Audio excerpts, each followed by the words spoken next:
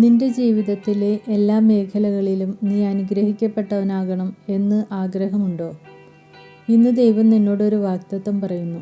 ആവർത്തന പുസ്തകം 28-1 മുതൽ 14 വരെയുള്ള വാക്യങ്ങളിൽ, ദൈവത്തിൻ്റെ വചനം കേട്ട് അവൻ്റെ കൽപ്പനകൾ അനുസരിക്കുന്ന മനുഷ്യനെ ദൈവം എല്ലാ മേഖലകളിലും അനുഗ്രഹിക്കും. ദൈവം പറയുന്നു, നീ നഗരത്തിൽ അനുഗ്രഹിക്കപ്പെടും, നീ വയലിൽ അനുഗ്രഹിക്കപ്പെടും, നീ ചെയ്യുന്ന ജോലി അനുഗ്രഹിക്കപ്പെടും, നിന്റെ പരിശ്രമം അനുഗ്രഹിക്കപ്പെടും, നിന്റെ വീട്ടിലുള്ള ഭക്ഷണം അനുഗ്രഹിക്കപ്പെടും, നിന്റെ ജീവിതത്തിലെ ചെറിയ കാര്യങ്ങൾ പോലും ദൈവം അനുഗ്രഹിക്കും. നിന്നെ എതിർക്കുന്ന ശത്രുക്കളെ കർത്താവ് നിന്റെ മുമ്പിൽ തോൽപ്പിക്കും. അവർ ഒരു വഴിയായി നിന്റെ നേരെ വരും, 7 വഴിയായി ഓടിപ്പോകും. നീ കടം വാങ്ങുന്നവനായിരിക്കില്ല, കടം കൊടുക്കുന്നവനായിരിക്കും. നീ വാലല്ല, തലയായിരിക്കും. നീ ഉയർച്ച തന്നെ പ്രാപിക്കും, താഴ്ച പ്രാപിക്കുകയില്ല. ഇത് ദൈവം നിനക്ക് തരുന്ന വാഗ്ദത്തമാണ്. അവൻ വാക്ക് പറഞ്ഞാൽ മാറാത്തവനാണ്.